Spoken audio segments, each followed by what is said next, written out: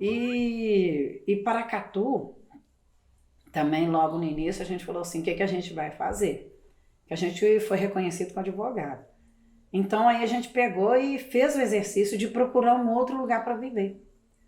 Nós rodamos, tá? Rodamos, fomos até Cachoeira, fomos para esse lá abaixo de Ponte Nova, não achamos lugar nenhum e a gente ficou naquela frustração que a gente quer voltar para Paracatu. Mas o falou que lá não pode porque é área de risco.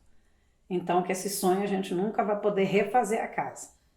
Mas igual aí agora parece que as coisas estão mudando, então a gente pode até pensar em sim em voltar a fazer a casa no meu lugar sim, porque eles não vão ter que parar com as barragens, vai ter que parar com o modo de perigoso de ter barragem. Então, eu acredito que possa ser possível se a gente reconstruir a vida no mesmo lugar.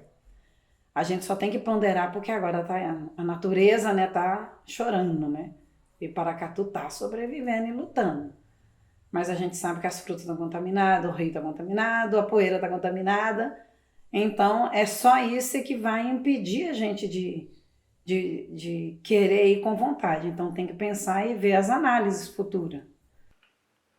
É, pois é, nessa época aí eu estava até com a cara disposta para a luta, né, lutando, e com esperança, né, de tudo melhorar e tudo, mas não foi bem assim que aconteceu, não. Foi, nossa, a mudança foi violenta, mas aí pelo menos uma coisa aí mudou, né, a história, que foi eles descomissionando as barragens, né, dizem que vai ter segurança. Eu ainda não acredito, não. Para mim, isso aí vai ser só um embaçado para poder apagar esse escândalo, né, que foi esse crime socioambiental, né, que a gente fala que atravessou o mundo, né.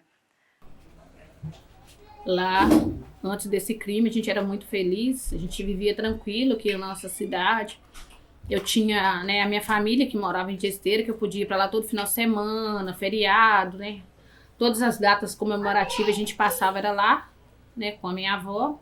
Era de lá também que vinha as verduras, frutas, legumes, peixes, ovos, né, que a minha avó criava galinha, minha avó criava porco e tudo que ela produzia lá, ela dividia, não somente comigo, mas com os outros filhos e netos que moram aqui em Barra Longa.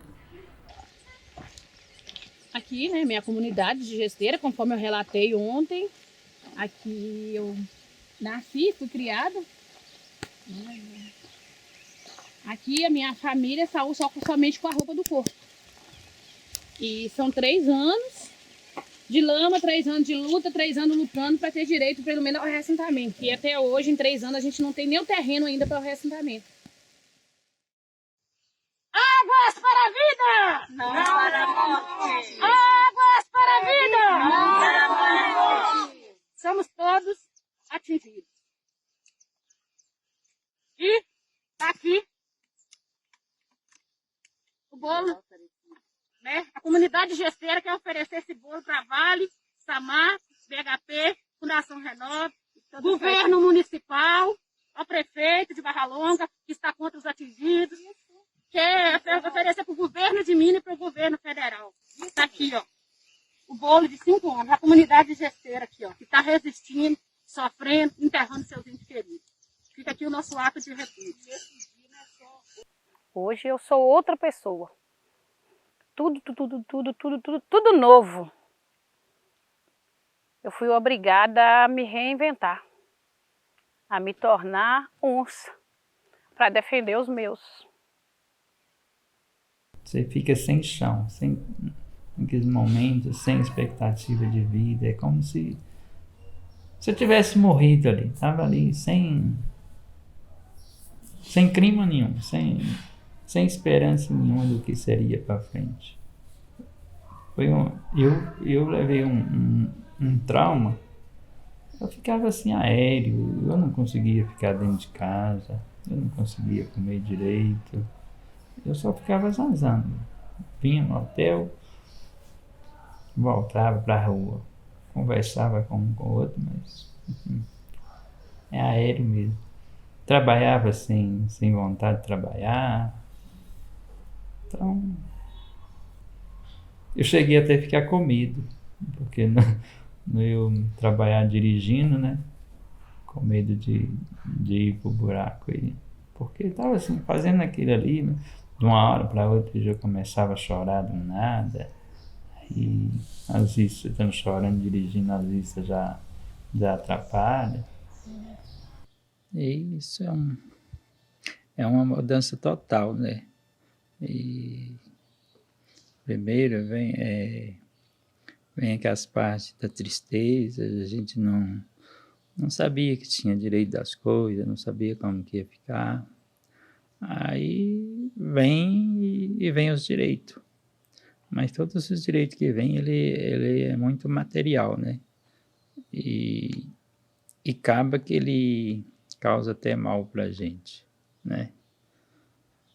Por causa que hoje a pior coisa é a defamação, né? A gente vai conversando com as pessoas, os outros acham que tudo que a gente tá rico. Mas eles não veem a saúde, né? Não vê que a gente sorri, mas o sorriso continua só por fora, né? Por dentro é choro, né? Então, aí essa transformação total aí de vida, né? Você tem as coisas, mas não tem o prazer para gozar dela. Né? Eu sinto assim. Mas você vê já quase 10 anos aí e a dor não apagou ainda. Foi uma mudança radical. Eu tinha 17 anos quando a barragem chegou até a minha casa. E a partir daí eu nunca mais fui a mesma, eu nunca mais pude ser a mesma. Eu tive que me tornar uma mulher no meio de um processo que é extremamente doloroso e desigual. Então, foi difícil. E até hoje ainda está sendo difícil. Foi a década mais difícil da minha vida. Agora, né, a gente já está caminhando para os 10 anos. Então, foi tempo demais. Paracatu, a gente custou para começar a fazer terraplanagem e licenças ambientais, né? Enquanto o Bento estava desenvolvendo rapidão, Paracatu estava para trás. Aí pegamos e começamos as batalhas mais brabas, né? As pessoas que antes trabalhavam com cabo da enxada, lavoura, criação de família, cuidar da família, educar a família para o bem, né? Nós nos vimos à frente de manifestações, que tinha spray de pimenta e bomba e tiro de borracha. Nós nos vimos saindo de casa de madrugada para poder fazer mobilização e paralisação para ver se alguém olhava para a gente, parando até a própria entrada do Paracatu, mas só que a gente parava só a empresa, para alguém lá em cima descer e conversar com a gente, né, das empresas. Mas só que o povo é tão sem vergonha que eles mandavam representante, né? Mas aí, graças a Deus, deu bom, porque a gente conseguiu a atenção da prefeitura na época, né? Então, a partir desse momento, aí as coisas começaram a desembolar.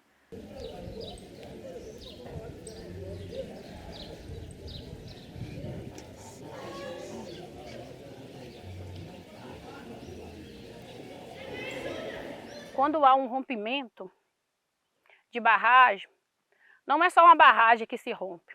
São vidas, são história, são laços familiares.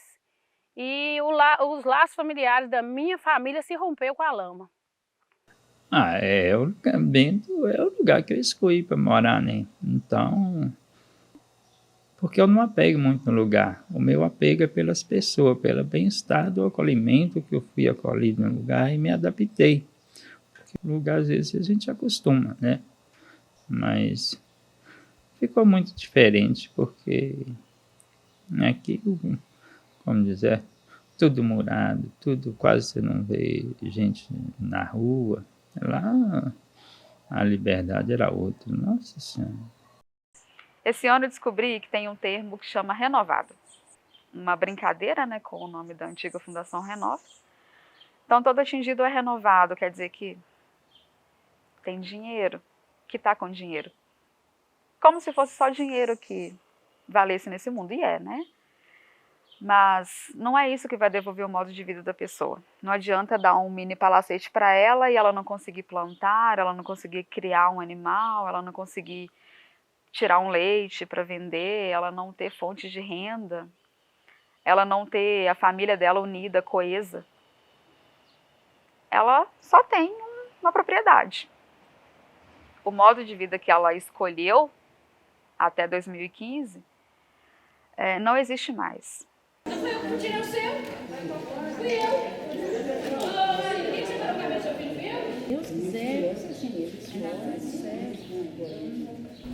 O que me move é a sede de justiça. Eu, no meu caso, tenho 2 filhos contaminados. Eu tenho que lutar por justiça. E não é só Sofia e só David. Nós temos outras Sofias e outros Davids. Da Magna, sendo decidido que nesse primeiro momento, além de recomendação de afastamento da área de risco e exposição crônica aos rejeitos da mineração, e alguns medicamentos que foram prescritos para ela fazer o uso. Isso aqui é quando ela ficou internada, que ela teve, a infecção respiratória, quando a lama é colocada aqui na rua, que agravou muito o problema de saúde dela. Ela tem infecção respiratória e fica internada depois de novo 3 dias. Esse aqui é o braço dela, como que fica, quando ela tá com as crises, bem atacada das crises. E aqui é o rejeito. Brotando entre meios bloquetes, Aí, ó, quando tá chovendo é lama e quando tá sol é a poeira. Sofia, como que essa menina sofreu da Sofia?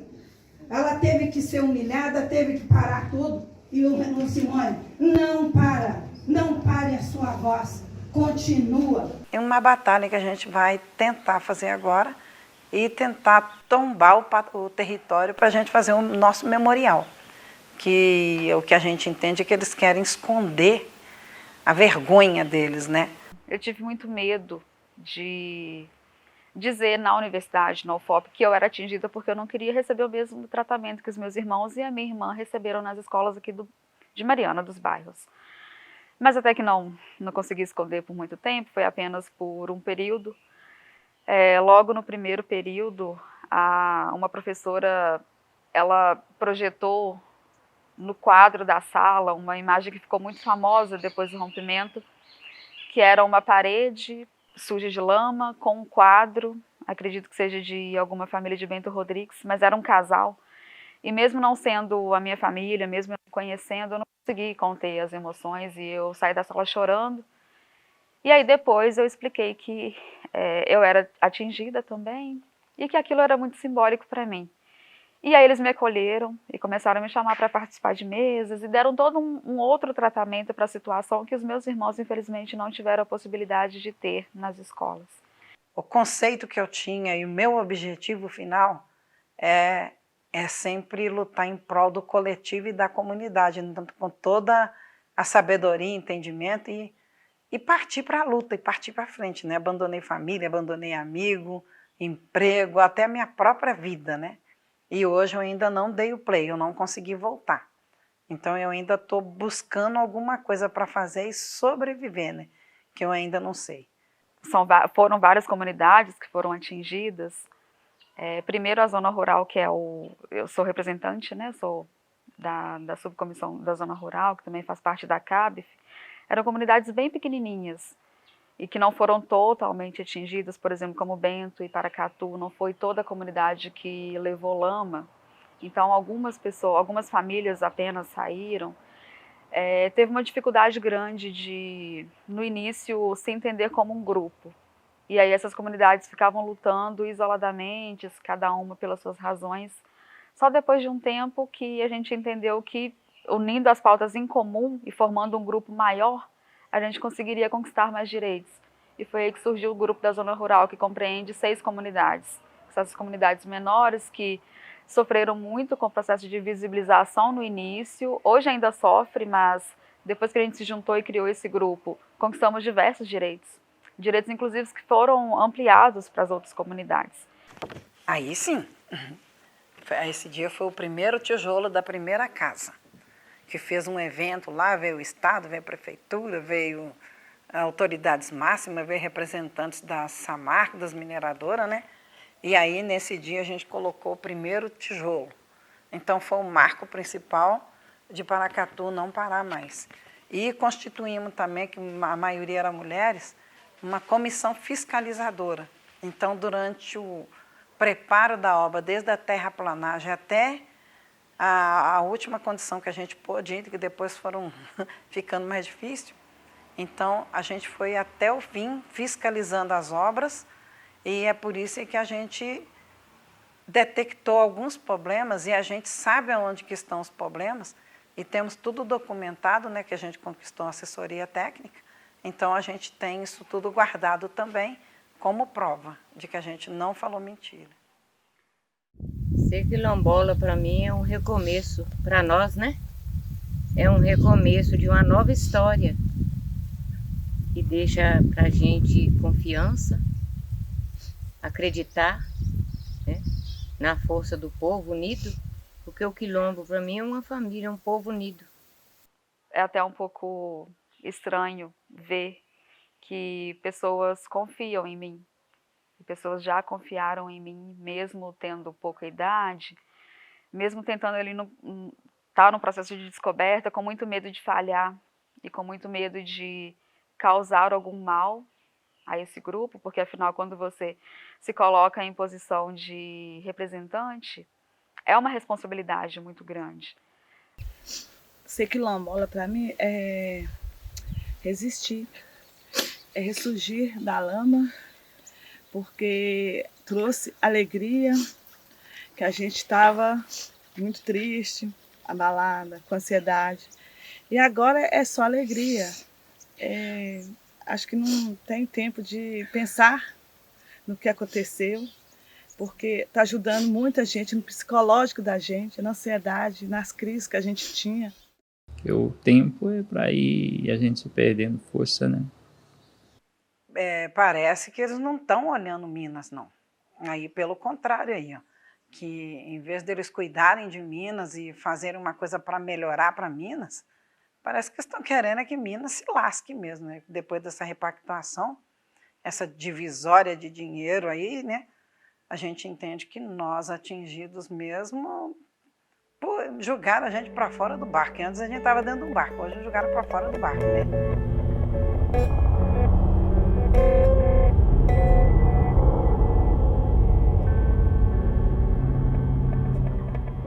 Se você pudesse mandar uma mensagem agora para você, em 2018, quando estava começando a consolidar essa luta, que mensagem você mandaria? Já estou com meus 62 anos, né? 10 anos atrás, olha a quantidade de coisa. Eu tinha uma carreira linda, muito bonita, que eu mexia com noivas, eu trabalhava com sonhos, então eu me preparei a vida inteira para executar aquilo que eu estava executando quando a barragem rompeu. Não sei se eu estaria melhor ou pior do que hoje, mas eu acho que eu estaria melhor do que eu estou hoje. Porque hoje a gente vive com medo, hoje a gente vive sem esperança, hoje a gente quer tentar fazer alguma coisa, mas chegou a idade, né?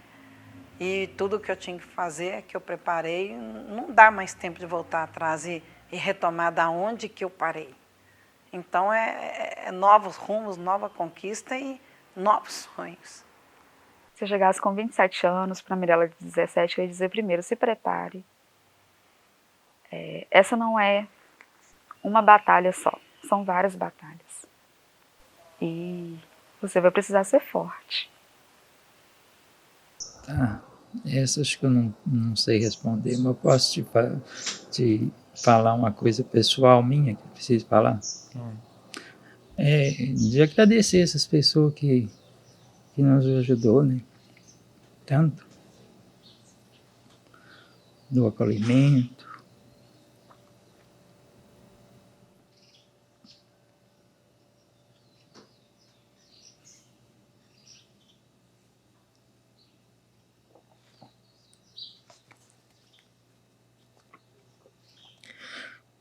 Tudo bem.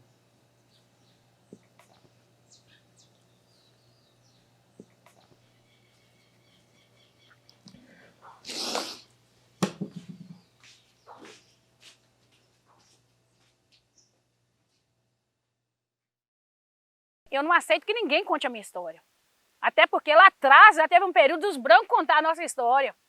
não é? E contou tudo errado. Então é por isso que hoje eu estou aqui para contar a nossa história da forma que ela aconteceu e a gente como sujeito.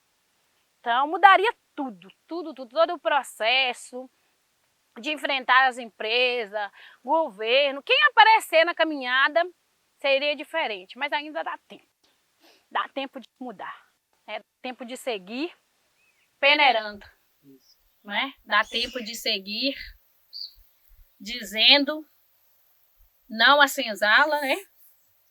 Não à casa grande, não a qualquer sistema que tentar nos oprimir. E é na força da peneira que nós vamos resistir para poder existir. Gira, gira, roda de axé.